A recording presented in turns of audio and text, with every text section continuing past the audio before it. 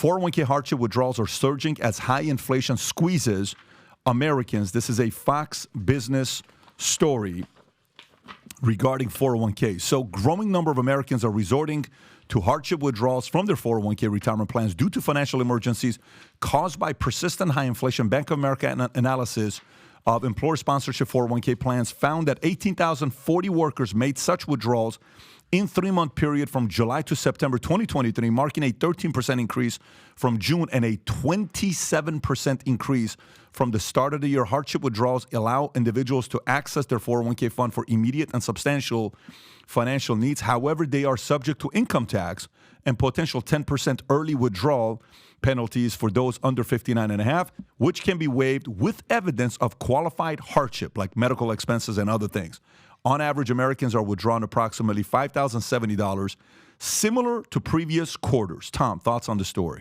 Well, I think there is a bunch of things coming together. We talked about credit cards in America had hit $1 trillion over the last 150 days. They went from 400 to 500 billion, back to $1 trillion as Americans spent through the summer and spent on that. And now we're seeing people pull out. We are seeing in the credit card data that people were putting groceries and people were putting permanent household expenses, meaning gasoline, electricity ends up on your credit card, not paid off at the end of the month. That's now permanent debt. And it's supposed to be a monthly thing where you use your credit card and you get the points because you pay it off. So that's not happening. So this is showing the inflation effect on America and is showing the expense of living. And one more thing came up, HELOCs, home equity line of credits, they popped up. Third quarter was the largest increase in HELOCs in 10 years. You know what this means? Okay, so there's only one word I think about. Inflation? Well, for sure, but it's not that. When you tap into your 401k, when you're tapping into your HELOCs, okay, those two things you do when it's desperation. Yep. It's desperation. You only tap into those things when it's desperation. There's nothing that makes sense to tap into your 401k, to have to pay all those fees and fines and taxes now and not wait for it because it's a long-term investment plan that you're setting aside. And typically, a sign of this is telling you what's to come next. We've been consulting 3 different transportation companies. One of them is down 70%, okay, from $1 billion to $300 million. Jeez. Did you hear what I said? From $1 billion to $300 million. Wow. So think about this. Why would somebody be from that number to that low of a number? 70% drop. Across the industry, that's happening. Why are people not moving products? Why are people not transporting stuff? Why not? They don't have money. What's going on the back end? Weird. But we're not feeling that right now. You're not feeling it right now in stores. You're not feeling it right now what's going on with. So do they know something we don't know, right? Do they know what's about to happen? Like imagine you're in a room and you're the CFO of a company that's about to go public in 4 months, okay? You and 20 other people in that room, guess what you're signing? An NDA. You can't tell your wife. You can't tell anybody that you're about to go public because that's what? Insider information, right? So there is 20 people that know that, and then all of a sudden, boom, XYZ just announced they're going public with Morgan Stanley or Goldman Sachs or JP Morgan, whatever it may be, right?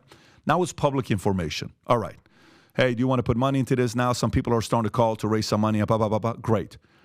When you know something's going on like that in the industry, you have insider information about what's to happen to the economy in the next 3 to 6 months.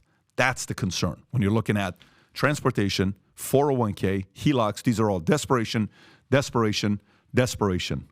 Yeah, you hit the nail on the head with the desperation thing. There's a famous hit the nail on the head. Hit the nail on the head. I love that. When you hit it spot on, you got to do it. Hit it, Adam. Hit it. Here's the deal.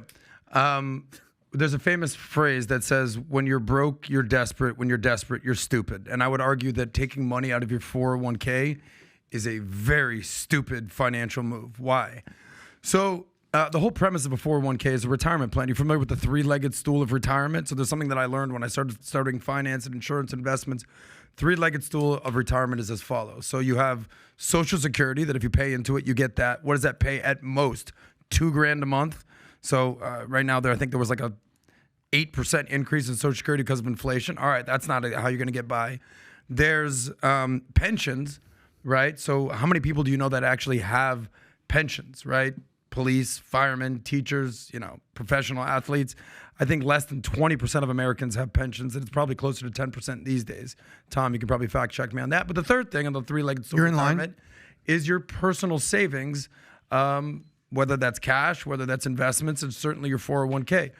Look, I just did a whole episode on Sozcast yesterday that only 50% of Americans are actually invested in the stock market. So if you think you're just going to save your way to retirement or save your way to become a millionaire, you have another thing coming. You actually have to invest, and you actually have to use the power of compound interest to have your money grow. That's how I became a millionaire, just by pumping money in and year out. What's the maximum 401k contribution at this point? About 20 grand a year. So when you're doing that, your money grows and grows and grows. But when you take money out, so what's the average money they're taking out right now? About 5 grand. Again, when you're broke, you're desperate, you're stupid. You're making a stupid decision. Why? Because you're getting double taxed. So probably even triple taxed. Number one, you're paying the income tax. So what's the rate on that? 20%, give or take, depending on your income levels. Number two, you have to pay a 10% withdrawal fee. Okay. And then number three, you're not getting the advantages of compound interest after the day. Look, there's two ways to look at the money. There's short term, keep it in cash, save that money. Long-term investing, whether it's your 401k, whether it's your Roth IRA, whether it's your mutual funds, index funds, ETFs, whatever it is, don't touch that money. Like as the Bitcoiners always say, hodl or hold that, save that money and don't pump your money. But Adam, what about these people though that they have, like Pat said, they're desperate. They have nothing else to turn to. They're not going to ask somebody for money. They have to dip into it, which goes to my question, Pat. That growing number of Americans, that 27% increase, how much of those people you think is going to affect their vote come this election? I don't know. How many? I don't know if a 401k. But here's another thing: is when you're pulling the money out, Vinny, are you selling at the bottom of the market anyway? Yeah. Right. What are you going to say, Tom? You know what? I think Vinny's onto something. If you're desperate and you're looking for $5 grand a month, you're not thinking not about $5 grand a month, just $5 grand. Well, period. $5 grand. Out. Yeah. But to everybody's point here, I mean, we're hitting the same point, going kind of around like a. We're hitting that nail on the head. No. It's kind of like a merry-go-round. We're going around. Pat's point was people are desperate, and these are all absolute clear signs that the American citizen is desperate at this moment. And no one's thinking top of the market, bottom of the market, although they should be. They should be getting some good financial advice from somebody, but they're not applying that right now because they can't apply that right now. So if you like this clip and you want to watch another one, click right here. And if you want to watch the entire podcast, click right here.